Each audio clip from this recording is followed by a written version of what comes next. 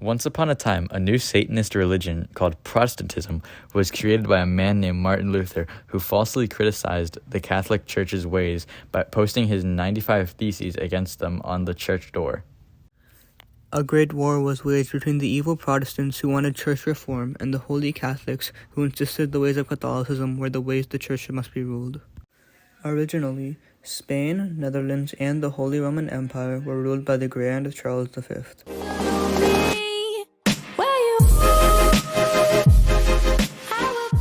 He was a true man of God who was widely loved and respected.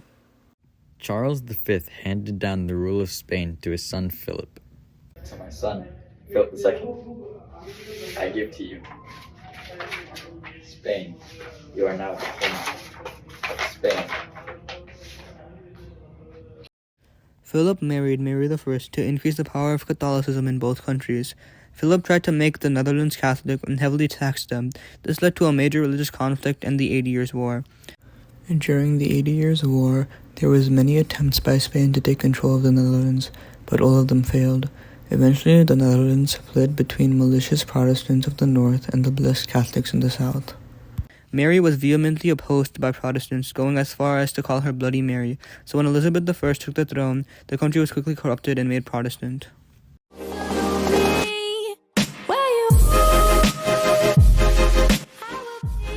The main Catholic superpower was the great and mighty country of Spain, while the main Protestant power was the malicious country of England.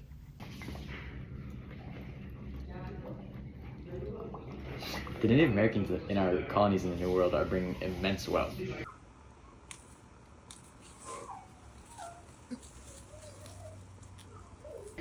This is great, but what's going to happen, the effect on our economy? This means that we are having massive population growth. Although we are experiencing mass inflation, and everything is becoming much more expensive. Oh no, this is horrendous, tragic, ending. We must increase our taxes. We must. The main reasons the Spanish were upset with England was because they had some influence over the Spanish territory of the Netherlands, which made it harder for Spain to convert the country to Catholicism. Furthermore, the Spanish wanted to try and stop Elizabeth I's ideas in England to try and make more countries Catholic. And the third reason is to protect their treasure fleet from foreign invasion. Alvaro de Bazan brought these problems to the attention of the king, and he realized how imperative it was they did something to stop this.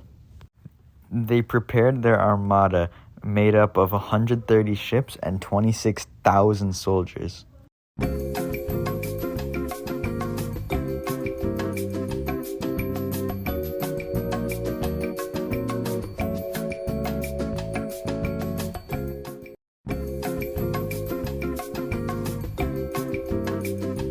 While they were preparing the Armada, Francis Drake shelled the port of Cadiz and heavily damaged the Spanish ships.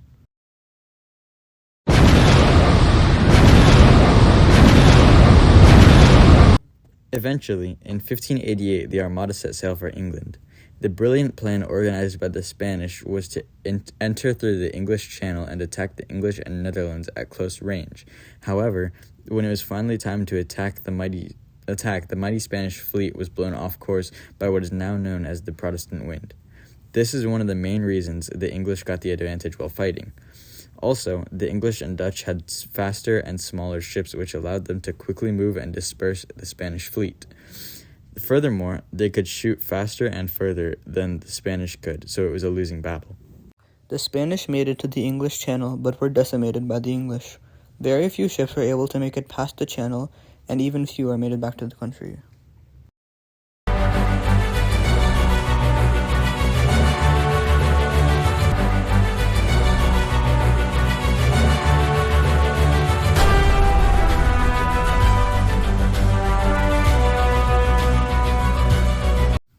This defeat marked the beginning of the end for the Spanish holding all the power in Europe.